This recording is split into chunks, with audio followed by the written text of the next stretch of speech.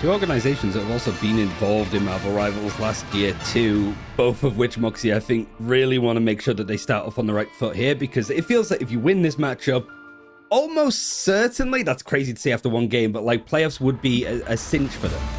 Yeah, I think a lot of people are going to be looking at this matchup to see as well where to place both RAD and FYR in their team power standings too. So very important matchup for both of them to take.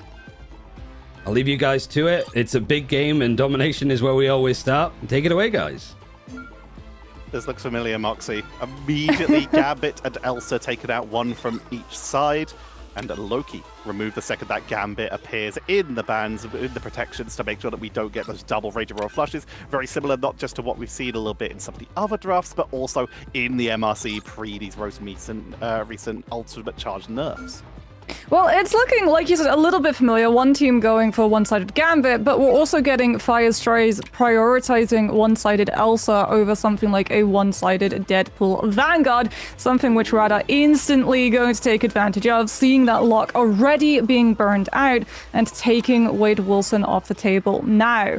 Jeff save as well from the side of FYR Strays gives signs that they're going to look for dive to create a little bit more space for that Elsa to be able to get the work done, and RAD now have to really look at what exactly they're going to leave open, as instead of going for something that would better enable the dive, they can't allow FYR Strays access to the Loki, because if Gambit's on the field, even if it's not under FYR's banner, RAD would still be allowing for a Raging Royal flush with the God of Mischief.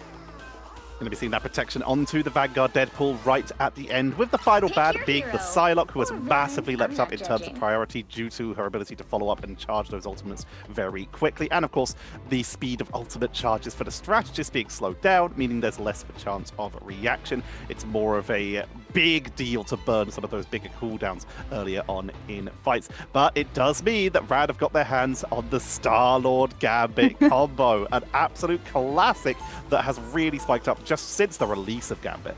You know what's absolutely wild for RAD's ban draft is that not only were they able to secure both the Gambit and the Vanguard Deadpool, they also got Star-Lord to be able to pair with the Gambit, and if they so choose, Rogue as well for the Hearts as one team up, which would be a really good way of dealing with FYR Strays dive. As we can see, Binary is going to be rolling out on that Venom. Closer, I would imagine, is actually going to be sticking with this rocket instead of just supplying the team armor packs in spawn, since Demon on the Star-Lord will be able to rely on the team up to give him an additional iframe, so he can be a little bit more aggressive and bail out of the ship if it starts going a little bit too sour. The Rocket Network giving you that escape tool, which allows you to just play so aggressive now, with not only that, but with the barrier from Blackcell playing on that Magneto, means Star-Lord's going to have so much freedom for FYR Strays. But they are going to roll with that Rocket. They instead are going to move over to the Jeff for more of that just quick rollout dive, and of course the symbiotic shenanigans with the Venom. So they've got a lot of potential with that setup. Whereas RAD, they've got that Vanguard Deadpool, they've got their own Star-Lord, and they've even gone for Jean Grey to try and ping from a distance here.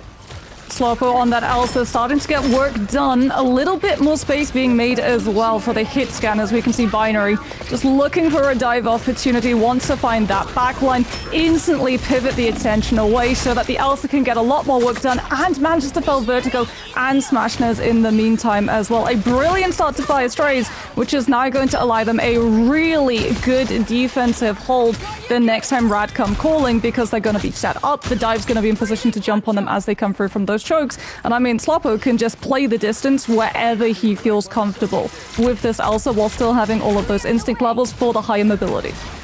Has that higher mobility, has the position, so you can be able to ping people on approach to try and build up that Glass Rocks charge with the Apex Predator. This is looking solid for FYR Strays on this initial opening, but RAD not going to be going down without a fight. They've, of course, already very quickly building up that Banhammer on the Deadpool, committing to the fight, but Venom into the backline has created a lot of disruption. They're going to try and punch them down and will take out Binary after catching them on the attempts at the retreat. Invisible boundary for the commit. FYR Strays, even though they're a person down, they want to take this fight either way, and they're able to take out Crazy Kitty on the first dive. Endsong Inferno into the backline, and RAD are going to storm through. It's taken down closer, and then looking for the flip, finally picking up the last remaining members. Demon goes down, reinforced from Binary, but there's not much to do after this. I mean, it's going to be a reliance of Meteor M in this next fight coming through from Fire Strays, and yeah, it's just clean up, and Nost actually already used the invisible boundary in that fight there. So Crazy Kitty's ultimate is going to be reacted to with the mag instead of the invisible woman's, as it's going to be up to close up to try to use the It's Jeff to nullify Vertigo's resources, but Ducky won with the Meteor M.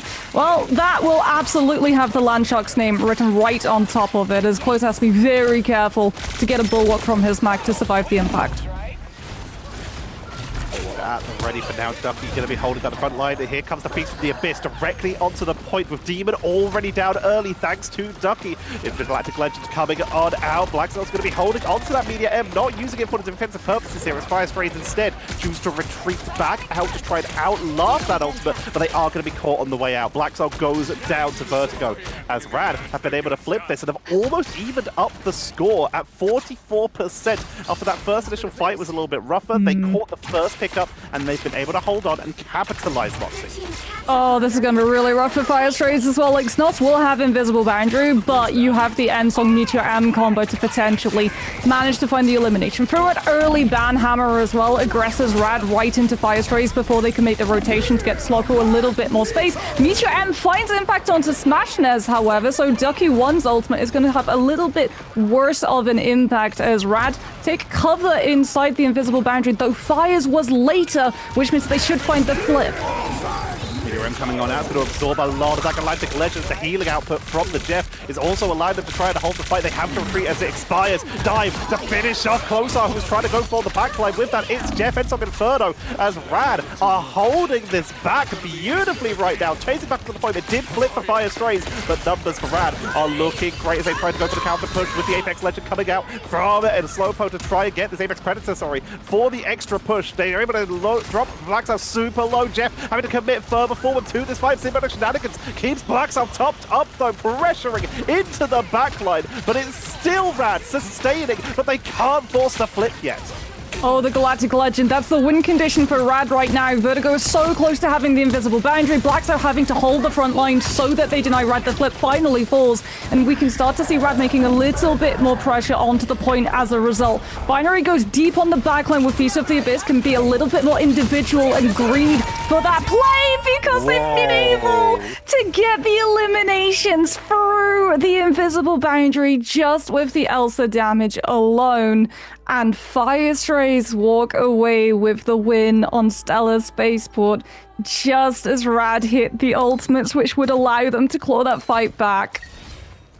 Very nicely done. The incredible pickups given at the exact perfect time for Fire Strays mean they start with a lead as we begin to head into the Warrior Falls. And look at those ultimate charges. You mentioned it, RAD. 0% on Jeff, 0% on the Deadpool, 0% on the Star-Lord. Closest they have is Raging Royal Flush, which of course can be used without other ultimates. You can use the Blaster Barrage, the Jeff's going to get some good value out of it. You can still, and of course the Deadpool will have a great time. There's still potential there. But look at the comparison here. We have Nost with the Invisible Boundary, so could potentially counteract that, while everyone else is close to 50 or higher in the percentage count, with the exception of Binary. Yeah, this is going to be a rough one. I mean, RAD at least will have one-sided Raging Royal Flush, but like you said, Fire Strays, they can just rotate point because they're going to have that Invisible Boundary up. They're not even going for point, they're just going to aggress. They're not going to allow Mash the opportunity to build up the Raging Royal Flush. It's literally just hit RAD before they can even move a meter out of their own choke to establish that space. Although RAD kited, and actually no crucial eliminations came through on their end, which means they answer back with the Gambit ultimate that they built up before Fire can cap the point. They kited, they were able to force out the Invisible Boundary. Jeff into the backline, going to try and take them down. They tried to abscond with the members of RAD. Media M looking for that finishing blow. Closar drops low. Again, no one going down this fight. Finally, Crazy Kitty is going to get cleaned up as Binary tries to force their way onto the point. Symbiotic Resilience to keep themselves topped up, forced to swing away, but gets caught with the AoE from the Magneto Primary on the way out. Beautiful pickup, forcing out the Galactic Legend for the attempt at the duel. Great Guardian Barrier to make sure they're safe, and they pick up one and chase out Phoenix, making it a second. Lovely duel from Fire Strays as they're able to completely split RAD, but so far, no one's been able to cap the point. Yeah, I mean, RAD are doing a great job, even in the face of all of the ultimates Fire are expending, just keeping Fire from picking up this actual point cap, as we see Meteor M now from Blackstar having to be invested, waiting for the Iron Curtain to fall from Ducky so that the Magneto is going to be vulnerable. And finally, we have a point cap coming on from Fire's side, but RAD have a lot of ultimates. So Fire, we're going to see them putting a lot of pressure here on the rotation so that RAD can't just walk and slam Vertigo's one-sided invisible boundary down onto that point. They do have to be careful though, as if they go a little bit too deep, both the Galactic Legend as well as the Ensong Inferno will immediately punish.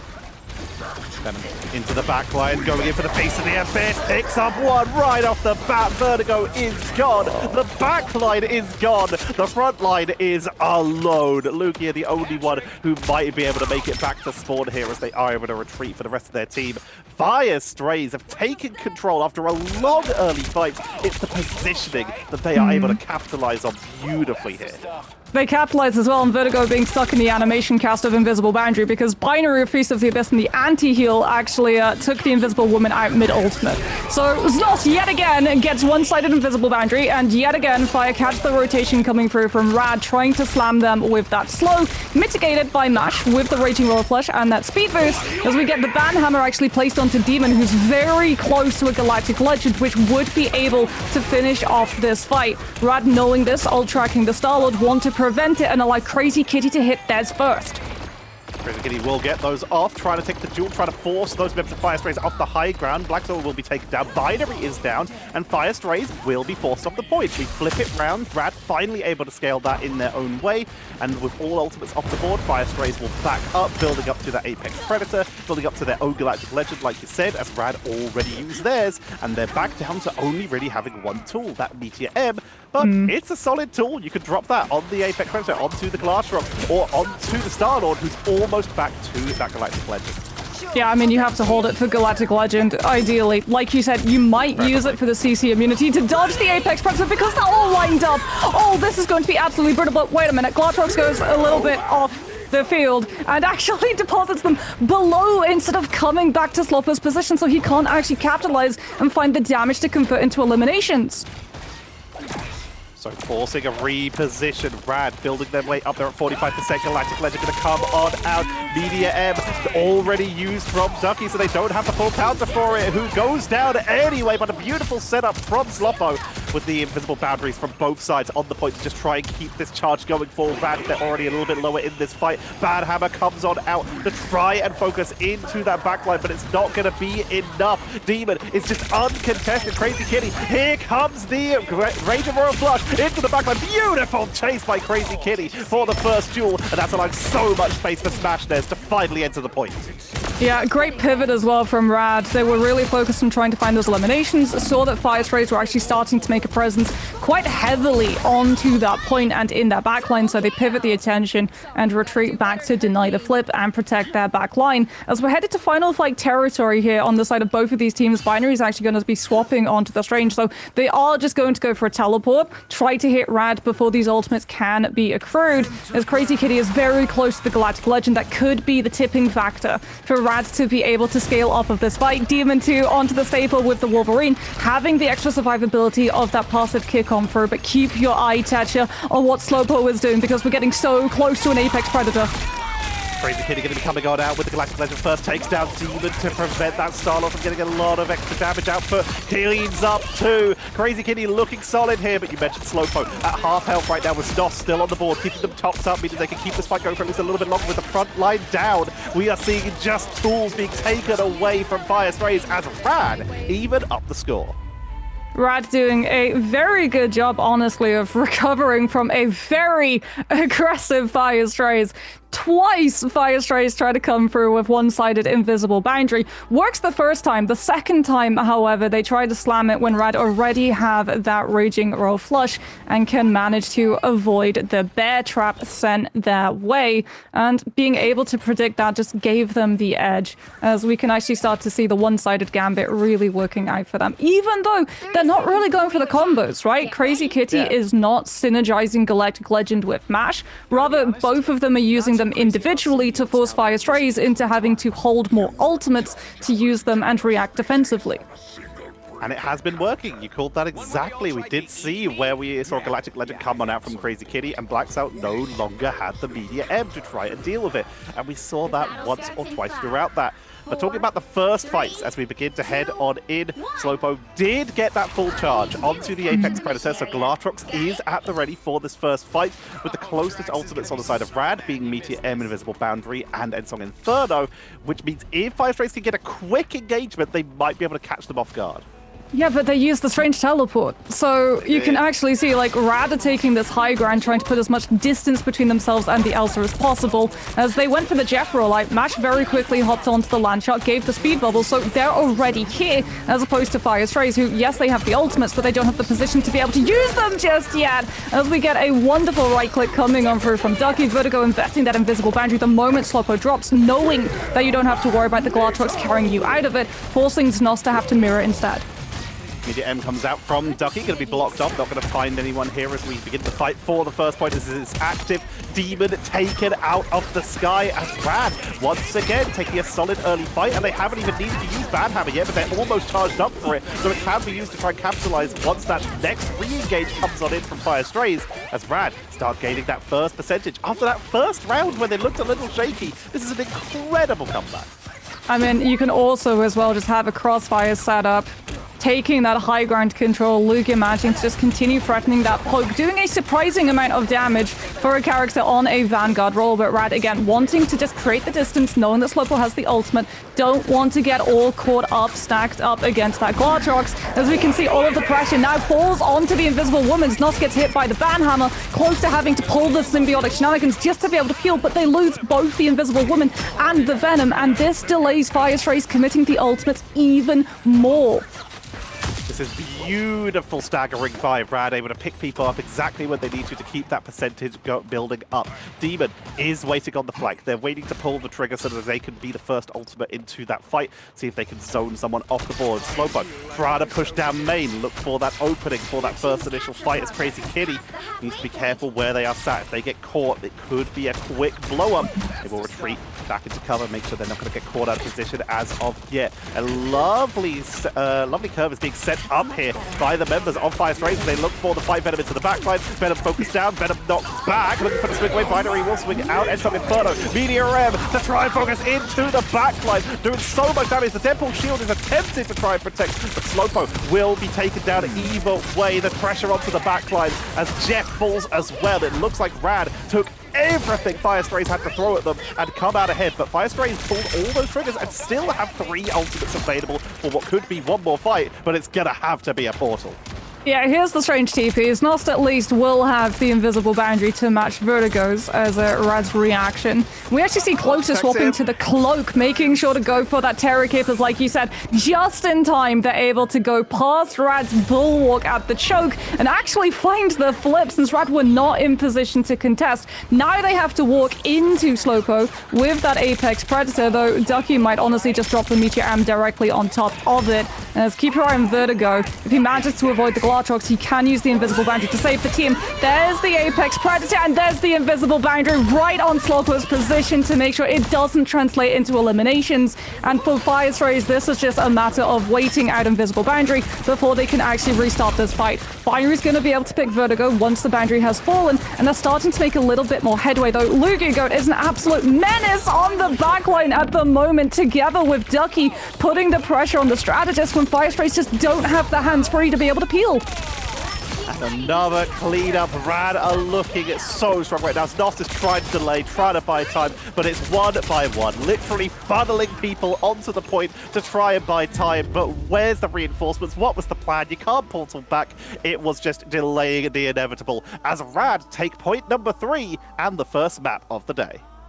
They looked so good when we moved over to Imperial. Like, they looked insane. Their read of the ultimate economy, if you're trying to think, like, why did Slowpoke not use ult until literally the last fight? He couldn't. This is the thing, his hands were absolutely tied because there were so many delays. Like, RAD was so good at finding those eliminations and forcing Fire Strays to have to call a fight early while still holding onto the Elsa ultimate that Mash actually got to rebuild the Raging Royal Flush. And one of the properties that comes with that Gambit ultimate is when you cast it, it purifies. So that purifies all forms of crowd control, including if you're grabbed up by an Apex Predator. So what a lot of teams are actually doing with the Gambit, if Elsa gets through, is they're saving the Gambit ultimate cast and popping it when their players are getting grabbed by the Glartrox to instantly free themselves. And it meant that the moment Fire Strays track that the Gambit ultimate is up, Sloppo has to wait for it to be used before he can commit his. We love to see that. It's a much longer range than his other purifiers. He does have one on his base kit with, of course, his heart deck. But in this case, being able to play a little bit safer, holding onto the ultimate. Yes, you don't have it for main engages, but you can use it once that Glartrox comes out if your team's able to dodge it. So you still have all that potential. This is a close game. Even though RAD were able to take so much control of those second points, Fire Strays did start off with an absolute stormer on the first round. And we're going to have to keep an eye on this because, again, this is a big one in terms of who is going to finish higher in this group, as this is one that we've actually been discussing quite a bit between us, the casters behind the scenes, as to where we think these two teams will land. And right now, RAD, coming in from MRC, are coming out on top. The big win, I think, for RAD to be getting, because they were the domination domineers, I suppose, in the MSC that they qualified through. They won every single map, and the only two maps that they dropped were in different game modes. The downside to it is if we do see Fire Strays, they have map, game mode, and like choice side and stuff to choose now. It was before that if RAD lost in MRC, they would just go back to domination. They can't do that in this best of 3. They'd have to go to convergence or convoy, depending what happens. So there is still a good chance here for like Fire Strays to bounce back and actually reverse sweep this one. I think for RAD, main question I have for Fire Strays is like looking at the bans. You've got stuff like the one-sided Daredevil, for example, that Fire Strays were able to get. Didn't see it at all. Just seemed to be get it off the field. But then Fire Strays were still playing like the Magneto, the Star-Lord without a Gambit. I do want to ask your opinions about that in particular, but we're going to go for a break and see exactly if that meta is going to show up a little bit more. So we'll see you in a few.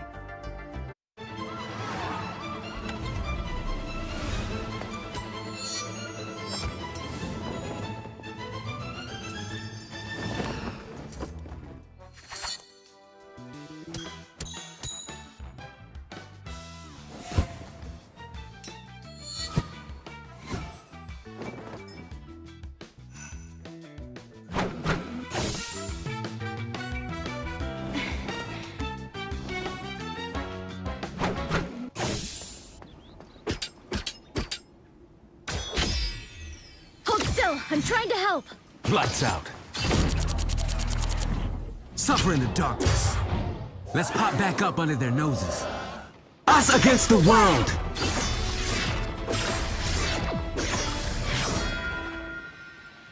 My time to shine.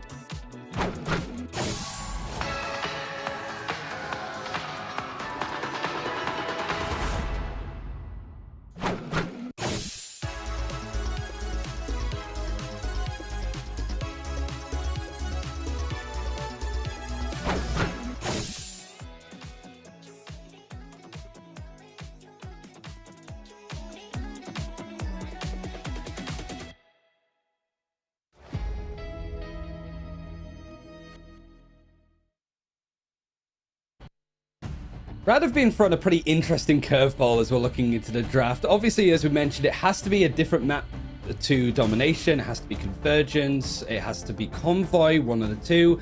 And RAD went, Fire Strays went, we're going to go to Heart of Heaven because we haven't seen this map literally in EMEA since, like, Atlanta, since DreamHack Grand Finals, I'm pretty sure. Like, Moxie, what do you think, like, the meta's going to be like? Because there's some characters that were good there before, like Jeff, Angela, the like, but with some of the newer characters that have been added in that time since last October, what do you think might show up a little bit more here? I mean, it's likely we do get to see a little bit of the Angela come through. Binary was a really good Angela player the last time that we got to see them in action. And from what we saw of that first round of Domination, Fire Strays are definitely wanting to try and prioritize things like the Jeff-enabled dive compositions. But I also feel like they're going to just try and keep Sloppo on the Elsa, because when he had space, it was working really, really well, right? See, round 2 of Domination, when he didn't have the space to be able to get anything done, it was not working. But that was more a case of RAD just doing their job really, really well, winning the first fight and snowballing all of the map monopolies afterwards. So now that we actually get to see both sides get to play the attack and the defense, Fire Strays, I feel, could have a really strong defensive showing.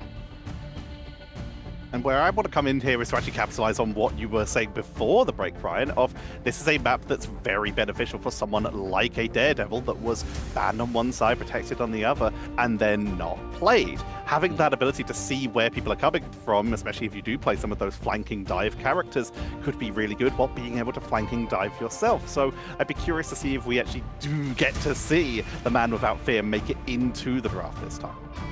Seems much more important to where these fights are going to be dictated, assuming that we don't see like a full point hold, which I don't know if we do ever usually. There's some Convergence maps that can be like full held, but I think most times that we saw it in DreamHack, it was like pretty much an eventuality that we would see it move on a little bit more. I guess for like either one of you, do you want to see the draft stay the same for like Fire Red, or do deviations need to come in now that they've got this choice of map? They need to change up the action. I guess I'll start with Moxie. What do you want to see any changes there? I mean, I think you let RAD get one of the two, right? They get the Gambit or they get the Deadpool Vanguard. You don't let them get both, or if something like the Gambit gets through, you start depowering what it should enable. Couldn't have said it better, honestly. Like, we're talking about the characters that are currently being really game-changing in terms of these early draft spots, and those are Elsa, Gambit, and Deadpool. And when you get two of those together, in particular, the Gambit and the Deadpool, you have so much power because he works well with Gambit. His extra attack speed from the friendly Deadpool in your area gives you a lot of extra damage output, the ability to flank and burst on through for initial fight speed, there's very little time to react. It's just solid, and of course, you talked about it earlier, Moxie, the Gambit is quite good into the Elsa with that Purify, so love to see anything like that. Well, seems to be the case, right? Yeah, looks like we're getting ready to head into that band draft, and already, Tetcha, I see that we're just keeping things the same. RAD are going to be able to, yet again, claim stake on one-sided Gambit, and Fire Strays, again, prioritize the one-sided Elsa, removing the Loki the moment they see that RAD was able to secure the Strategist, so we don't get two copies of him running amok on the field as, ooh, this is a new mix-up. Mantis is actually getting removed on the side of RAD, so we're starting to target out triple Strategist lines. On this map, pretty solid idea. There's a lot of front to back on at least that first gateway, so you can actually get a lot of value out of just pinging down lane with the Elsa with that damage boost. And we did have the opportunity again for Fire Strays to take away the Deadpool, but they prioritize the Daredevil again, potentially looking at the priority on this map, or, as Brian was saying earlier, potentially just keeping the draft the same, and they protect Jeff. This is looking very similar between these two.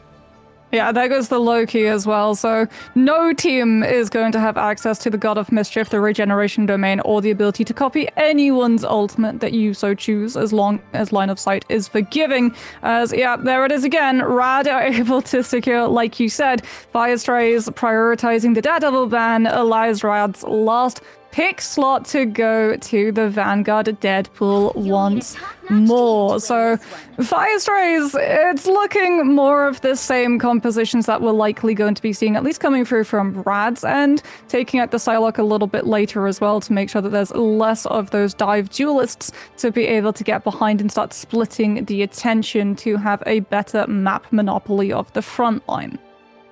I think I'm seeing double. 4 one-sided Deadpools. I'm definitely seeing double. I'm curious to see if Fire Strays do adjust their composition. And currently in the hovers, they are on defense, so we'll see how many of these make it out of the door very quickly. They are adjusting, and it's an extremely different composition. We'll talk about more when it's visible on all of your screens. But overall, it is about, for the defense, this first point. As Ryan mentioned, we don't see full holds on this map very often, but it is possible. You can get some really good positioning because there's so many places for cover, which is why Daredevil can sometimes be very popular on this map, whereas there is also a lot of opportunity for flanking dives. We were talking about the Angela earlier, but as we get ready to head on in, we're seeing a Hulk appearing for the side of Fire Strays. Yeah, we are seeing a Hulk appearing, and I mean, Binary is going to be just jumping all over the shop, providing a little bit more cover and protection as well with the Unbreakable Resolve, potentially for Slowpo, who is positioned up on this high ground, getting as much damage as possible onto RAD, potentially an early elimination, as we get, great interference coming on through. Lugia and Binary both clashing, but unfortunately, that does leave the Hulk a little bit too vulnerable outside of both Demon and closest healing LOS. So these Vanguards are just tissue paper at the moment for the amount of protection they're giving Fire Strays, who have to just kite out, bunker up in small room, and allow RAD to already pick up 1, make that 2 ticks of point percentage. Binary staying on the Hulk. It's a pretty fast rollout. That was fast for someone like an Angela, but it's going to have a little bit more staying power on the actual objective. Although, once again, targeted down, focused brutally, barely able to hold up right here, but it's going to be Jeff in the backline taking down Demon to be able to roll back in very quickly as well. But the burst that Rad seems to have, Fire Strays just aren't able to sustain through it. They aren't able to hold through. White Fox goes down on Nos. Binary is finished off for the second time, and this is Rad just snowballing through and looking for stragglers on the retreat. Okay, we have to talk about a combo that RAD are doing with their cooldowns, and it's Lugia Goat with the absorption grab, and Crazy Kitty, when he sees that someone's CC'd, just lobs Magical Unicorn Shield on top of them to block the healing line of sight, and they are just gone within 5 seconds. It's absolutely insane. As we get Blackstar actually moving over to the Groot, trying to have a little bit more of those walls to provide some more angles and natural cover for Slowpo to be able to hide behind as Fire Strays have to make up for time. They're going aggressive, Binary's jumping in, trying to create a little bit of space, but Rad with one-sided fights previously have the Galactic Legend as well as the Raging Royal Flush, and it punches through any potential sustainability of Invisible Boundary. This is what we were talking about in the ban draft, right? You cannot possibly allow, if Rad get the Gambit, them to get something like the Star-Lord through, because even if you have Invisible Woman, your ultimate is still absolutely ineffective against the combo. We're going to see some adjustments once again. Fire Strays slowly adjusting that composition until they find what works. They've abandoned the White Fox. They've moved over to the Wolverine. They're just going to try and lock down, try and displace and prevent this massive snowball from Rad. They're just able to walk forward mostly uncontested with this triple Vanguard composition. Close off, pinging from range, building up ult charge incredibly fast, and actually able to snipe Bash into the background with the Joyful Splash as they push into the backline, committing to this fight on the stairs to try and get onto the backline once again. Binary falls as they're just getting focused down too fast. Beautiful grab onto Lugia, but they tank on through. Snos is taken down, and Brad just aren't stopping. Finally, they'll get taken down, though, with the Apex Predator. I don't know if it's going to be permanent, though. RAD are still fighting this out. They secured the elimination onto Znos, which means no invisible boundary for Fire Strays to take advantage of and sustain and stall out. It comes down to Binary with the Ward Breaker Hulk just holding the fort down long enough for Znos to come back. There's the invisible boundary that we're expecting. That's at least 8 seconds of stall. The RAD are entirely outside of it. No one's getting caught by the slow. It at least allows Fire Strays a little bit more space. RAD have to push up into them, but we're about to have Galactic Legend as well as Heartbreaker, and Fire Strays potentially are about to lose all of their ultimates. Wolverine coming in from behind with the fastball that allows the engage, and Fire Strays set that up beautifully. The flank from the Wolverine into the full engage, walling off the escape, and Fire Strays right at the objective of point 2 have been able to stabilize for at least a few more seconds. But there's 2 3/4 minutes left, Moxie. Here comes RAD with that win condition too. It broke the first point wide open. They're going to be able to do yet again the same thing. Raging Royal Flush, Heartbreaker, and Galactic Legend. There goes the Gambit, there goes the Star-Lord. A great fastball actually setting up for a very aggressive Wolverine Hulk dive onto MASH, but the damage was done. The Gambit got the ultimate off, Smashness found the eliminations, and RAD are just cleaning up at this point.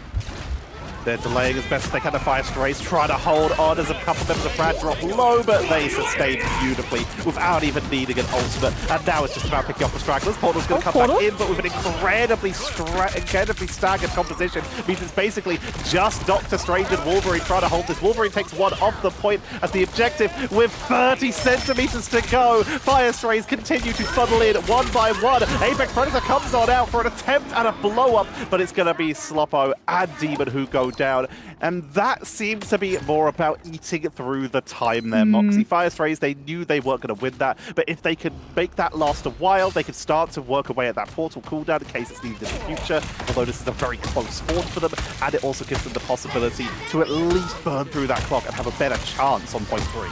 Yeah, but crucially, Vertigo gets to hold on to that invisible boundary. Blackso with the Groot Wars almost finds the isolation onto Ducky, who was very overextended away from the rest of his team.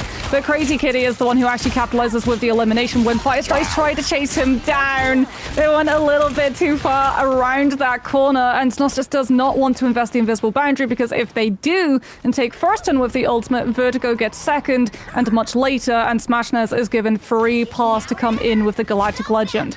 This is Fire Strays' potential last stand as they try to hold the line against RAD, who are about to just build up the ultimates and cash them all out. Star-Lord, Gambit, Rogue, it's all about to come online. If Fire Strays don't find eliminations now, RAD will overwhelm them. First boundary comes down from Snoss, straggling Prison, comes on out, doesn't find a lot. Meteor Rip to absorb most of that damage, meaning there's no capitalization, and they didn't even burn invisible boundary for it. I mean, that's still available for Vertigo as they finally get the double combo with the Galactic Legend and the Raging Royal Flush, chasing back all retreating members of Fire Strange. Jeff's all that's left. Jeff retreats. Blackso's going to move over to Captain America just to try and get someone to touch the point, as that's what it's coming down to. Burning everything. Heartbreaker in the spawn door to prevent reinforcements as the car moves on in. Cap looks for a delay but can't even reach. That is going to be RAD with the triple. Oh, the Heartbreaker too. It wasn't BM, it was actually min-maxing. They all tracked that Binary had Feast of the Abyss. Feast of the Abyss would allow the Venom to actually self-sustain on that point and survive for the rest of the team to potentially regroup with the closer respawns. So Lugia popping the Heartbreaker actually forces Fire to have to just hold themselves and spawn. Binary still, unfortunately, gets hit by the Heartbreaker and loses the ultimate, and no one is able to help out Blacksow, who, like you said, swapped over to the Captain America just to try to stall on the point for the team to be able to make a play. Really good stuff coming through from RAD, showing that yet again in that ban draft, if Gambit makes it through, you have to look at what the Gambit will enable. Fire Strays letting both the Rogue and the Star-Lord through means that when RAD hits that one fight where all of the ultimates align, if Fire Strays don't start breaking the cycle and finding the eliminations onto those players that set the ult chain up, they will lose that fight. Looking over at the defensive composition for RAD, they're going to be sticking with basically the same thing. Ducky was thinking about the Hulk for a moment, but it's deciding sticking with that Gambit team up and the ability to keep Smash there so safe every time they go in for that Blaster Barrage is going to be a little bit more viable here. Fire Strays, though, they are looking like they're going to adjust here, going a bit more heavy on the dive. The Captain America, that was the last-minute swap last round, looks like that's going to be stuck with. Double dive for the Vanguards from Fire Strays line, so trying to create a lot of attention away from Sloppo on that Elsa, as Demon is very likely going to be going with the team. Crazy Kitty guarding one of those lanes, instantly clocks the Captain America and blocks the healing LOS with the Unicorn Shield, which allows Lugigo to get much more aggressive and brawl into the choke, and there goes Nost, and there goes Blacksow. RAD really just holding down these channels and not allowing Fire Strays to make any room. We saw a lot of it yesterday. A lot of teams were batting it out the road quite high up, sometimes even over the Vanguard Deadpool. And Lucia Go's making a very good case for it. The amount of control they're having over these fights is absolutely devastating. But the combo is even scarier. Like you say, being able to lock someone down and then prevent literally any help. What can you do is just so valuable. Right now, RAD holding the high ground once again. Unicorn Shield to block Captain America, who will be able to jump back over this time, make their way back to the team. But overall, this is looking like solid positioning for RAD as Fire Strays are trying to go for the wrap-up, and the team is incredibly split here, as there comes the Bad Hammer, and Slowpo is deleted. Yeah, I mean, they go for the priority onto Slowpo because he was that close to Apex Predator. RAD just want the instant elimination against the Elsa, who got a little bit too close to comfort. Like you said, since Fire Strays, they saw that their Captain America was getting isolated. They jumped back. RAD kited into small room and gave up a little bit of that space. So finding the elimination on Elsa was absolutely imperative for them to be able to claw that back. It does mean that Slowpo is going to have the Apex Predator for this fight, but RAD now can just position their players split so that only one, maybe two maximum gets caught out by it, as we can see that they're about to hit that win condition fight toucher. Even if Snos gets the invisible boundary online before RAD decides to go first, which is highly unlikely given the fact that they have both the Gambit and the Star-Lord now, it shouldn't be enough healing to sustain through. Raging Royal Flush going to be coming on out, even though they're down a member. It's still the commitment, but Slowpo is deleted again by the Bad Hammer of Crazy Kitty, doing so much work for the team, literally taking the upgrade mid-fight, looking for the background. Meteor M to try and take out the Jeff, who will once again be fleeing with a couple members of RAD. Crazy Kitty focuses down Binary, taking them down as well, builds up more XP, and RAD repel yet another push by Fire Strays, even being down a member. Just the momentum they're having in these fights is so difficult to deal with. They even catch one little attempt from Demon to try and get something on the backline. There is an opportunity for Fire Strays here, though. Vertigo actually parted with Invisible Boundary in that fight, so Demon is given a free pass with the Galactic Legend in this fight. Fire Strays also about to hit both of their Vanguard ultimates. They might not have a traditional strategist ult, but Freedom Charge can act as a pseudo one with the overhealth that it provides. Lugia Goat, though, with the Heartbreaker is something that Blackstar has to be very careful about. If he lets the Rogue use it first, Freedom Charge is sapped away, and that's exactly what happens. Binary has to use Feast of the Abyss, Demon with the Galactic Legend, but they've lost the Captain America, which they would have relied on being able to pull a defensive in the second stage of this fight. Smash does get burst down, though, and Cap will be reinforcing quite quickly. So will Star-Lord. Bad Hammer into the backline, trying to get onto Binary this time, who will use Symbiotic Resilience to sustain on through that first fight, tanks through, just getting juggled, though. Is trying to escape, but can't do so. Crazy Kitty picking it away with the Deadpool to try and get some extra damage on a Smash. Will portal back to make sure that they can keep this defense going with only 30 seconds remaining. Blackstar so close to a Freedom Charge to give their team some extra duration onto that fight. Will get it off to keep this fight going for a little bit longer. Gets the shielding onto Demon to keep it going, and with portal already used, with seconds remaining, RAD are repelled, and Fire Strays break open the first point.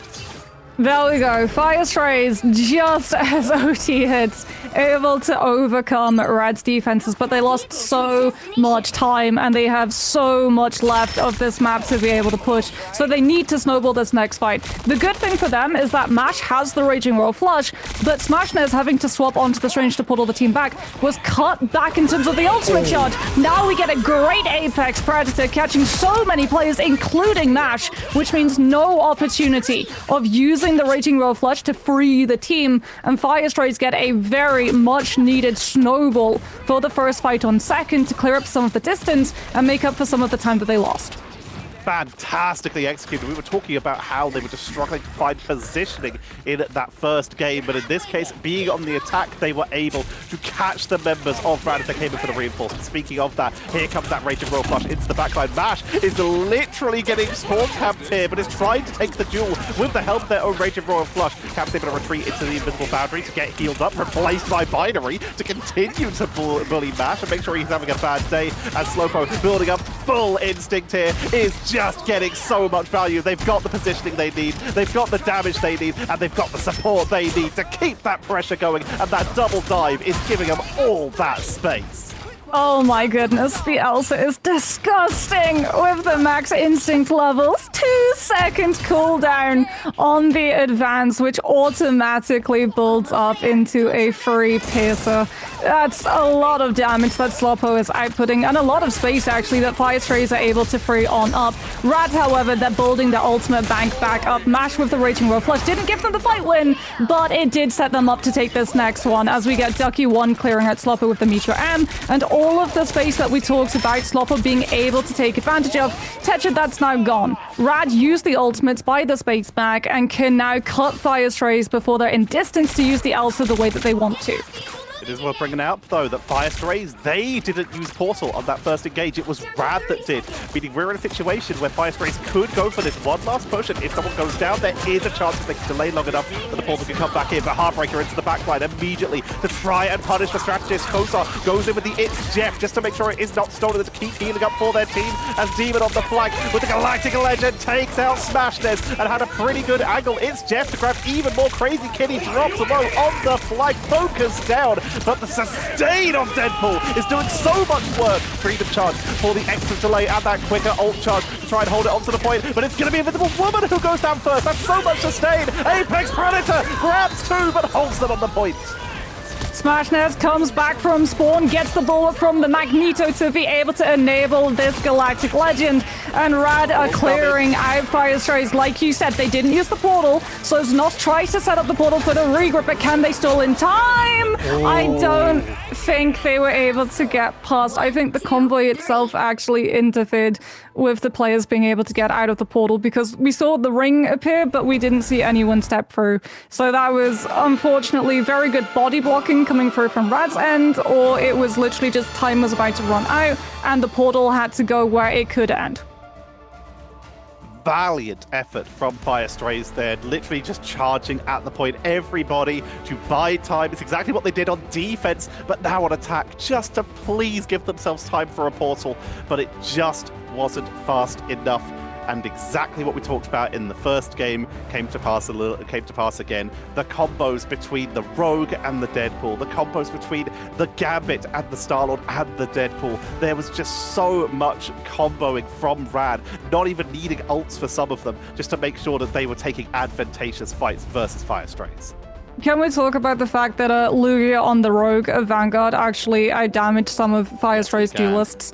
Because, I mean, like, we talked about this, right? Rogue was getting so much done. A lot of the times when Fire Strays wanted to make a play, they couldn't because Heartbreaker was interfering with the ultimate economy.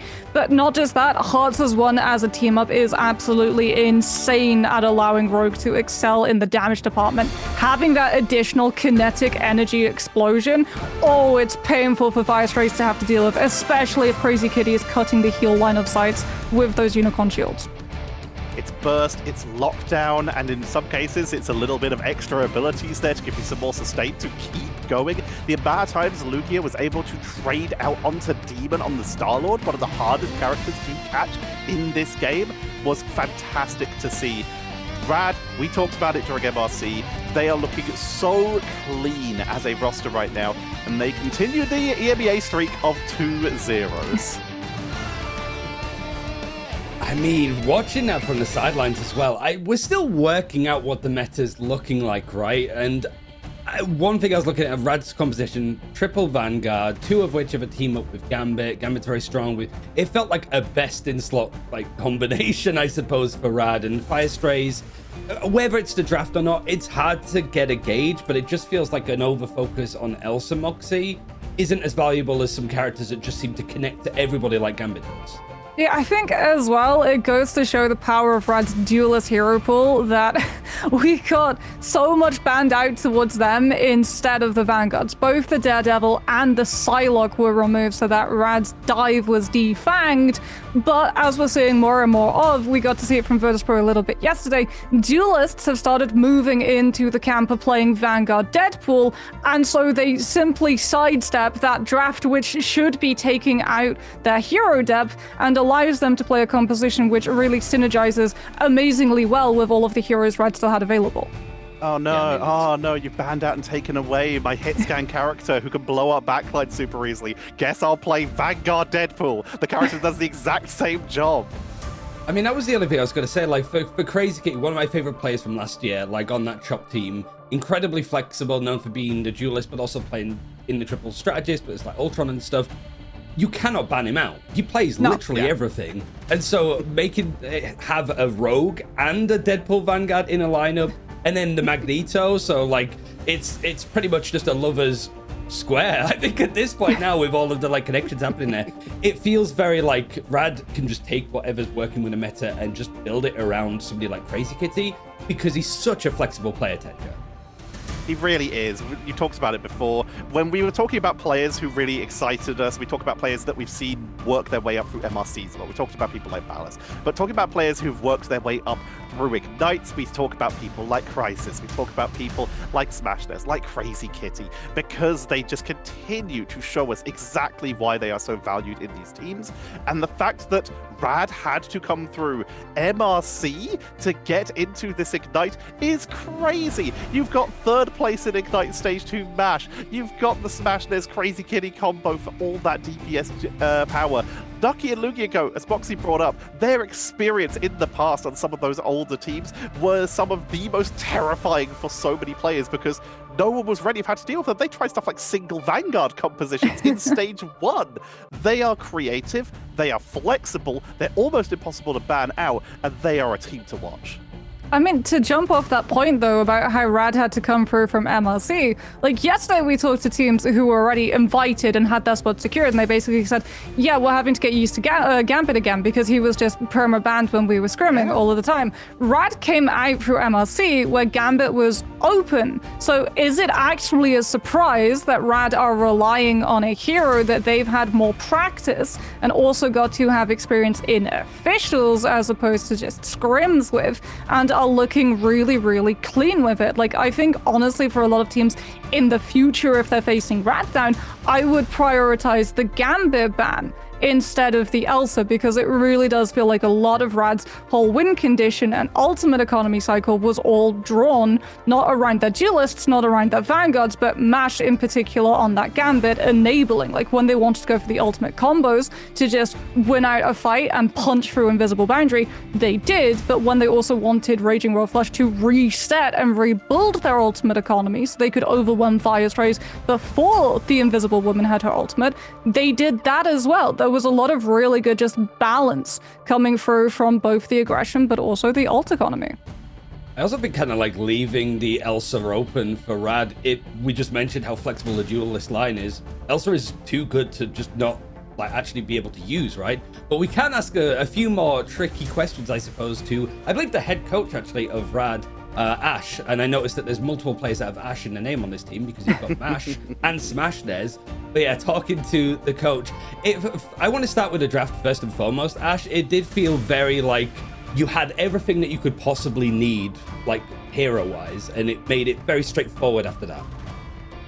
Yeah, no offense to the people, but I feel like the prep was a little bit lackluster. I think there's not really too much that you can do to keep it honest against our team. We're very, very capable with a lot of different characters. I mean, if you're leaving Gambit open, we've got one of the best Rogue players in the world, Lugia, who you just put on Rogue, which he didn't even play on the first map. And then if you leave Elsa open, we've got Crazy Kitty and Smashness, who are both obviously extremely good at that character. Some of the best in the world again. It's just unfortunate. I don't think there's too much that they could have done. So jumping off of that point then, we were talking a little bit about the fact that you had to come through from MRC, and that's actually allowed you to practice with some of these compositions before some of the rest of the teams. Do you think that that experience has actually given you an advantage at being able to play things like the Gambit composition better than your opponents? Yeah, I mean, a lot of it also comes from this North American propaganda about banning Elsa first, right? Like, I think Fire Strays just kind of fell for it. Instead of developing their own identity, you're just leaving Gambit open against some of our teams. Like, we've got a lot of practice, obviously, from MRC, but I think MRC was just kind of like something that we had to do as a kind of rite of passage at the moment, where we just get more money, so we just go on to the next one, I think. So you say it like you're calling it American propaganda of banning it first. Do you think that is something that some of the other teams are falling into, or is this more of just your team has developed their own identity and don't agree with what some might consider to be a general wisdom? Well, I have my own sort of obviously read of the meta. I think that there's a lot of different things that is good and isn't good. I think triple tank beats Elsa comp. Obviously, I mean, you saw it evidently. I think even if they played it perfectly, I don't think that there's too much that you can do against the triple tank slop, as people call it. I think it's extremely good. It's just meta at the moment. I don't think that there's anything that beats it. Yeah, I think that's pretty much it, really. Can you talk a little bit about how this team came together? Because obviously it's a mix of like some of the chopped players, some of Final Dance. I think you were with like RAD Academy and also an NA team like coaching over the last couple of months. Like, how involved were you in putting this team together, and what was it like to sort of be picked up by RAD? So I actually had full reign to build the roster with whoever I wanted. I wanted to build it with a core of obviously the players that I'm very fascinated by, which is my backline. I built it around the backline. Kind of went through trials. Everyone in EMEA, I just obviously built the best team possible. And as I saw you guys mentioned earlier, it is obviously just an amalgamation of Chop and Final Dance. I mean, two of the best rosters that sort of the biggest what-if stories in EMEA at the moment. So hopefully we're not going to turn this what-if story into reality. Hopefully it'll be the truth that we end up proceeding forwards with. I guess your next opponent as well is Crown 4, which you didn't have actually the chance to play in MRC because they were on the other side of the bracket and stuff. I guess how big was this win, I suppose, for your chances of qualifying for playoffs? Or do you sort of see every game the same? Because it's such a weird group of teams that we haven't seen play, like Reason for quite some time, even Vision and stuff. Are you sort of thinking that you have like a really strong chance and every game is just going to be straightforward? Or are you a little bit worried because some of these teams we didn't see in MRC, for example, and they've seen plenty of you guys? Well, I think uncertainty-wise, like, we don't really know anything about these guys. Like, no offense to them, obviously, but we haven't scrimmed them at all, just since it's not been our priority mainly. So I think maybe they come up with something, but I don't think that there's anything that they can come up with that we haven't either prepped for or already practiced against, because I feel like we've got insanely good practice. Obviously, there's a lot to improve on, and just side set for VP. I see Blaney in the chat. I can't wait to desecrate his team. Hopefully, it'll be really nice to see. I live for just forcing beef between coaches with Blaney because he doesn't want any part of it. He's too nice. But I'll let you prep like he is, but I'll let you prep the war speeches for like next week, I suppose, but also your game tomorrow against Vision. Again, congrats, and we'll see you again tomorrow. Thank you. Shout out Space and happy birthday. Thank you for streaming our games. Happy birthday. I mean, I'm used to we're just all passing it on. But yeah, I think to just sort of cap it off, I think we should be throwing to us, and you can hang around if you want, Ash. If you want to do a podcast, you're more than welcome. But your own, like, I don't know I was supposed to leave. Yeah. Thanks for joining us, Ash. There we go. So yeah, I mean, it would be cool actually to just have his opinion on it. You can put it on the desk. I'll just get a quick Sunday dinner, early Sunday dinner, because it's Saturday. I keep thinking it's Sunday. But yeah, so I think RAD were expected winners for us. Are we a little bit disappointed with the lack of fight that FYR put up in that one? Like, we expect a lot with how tenured this roster is, Tedja, but it did really feel like outside of draft, you're looking at the compositions and you're like, yeah, this is going to be tough for FYR. Honestly, I think Ash and Moxie kind of covered it perfectly earlier. I don't feel bad about how Firestray played. I feel bad about how they drafted a little bit. I feel like these are some issues that they can fix in the draft in the future. So I'm not that worried. I'm just hoping that they can figure those out before their next series. Any final thoughts on this one, Moxie? You feel like the Deadpool Vanguard is just ban it, please. Get out. It's too good. More the Gambit. But we'll talk about that, right? A little bit more in detail in just a bit, I'm sure. Yeah, so the next game is a big one. Virtus Pro versus Shikigami, both teams winning their first game. It could be the top of Group B being decided, but we'll see exactly how that's going to go after a quick break.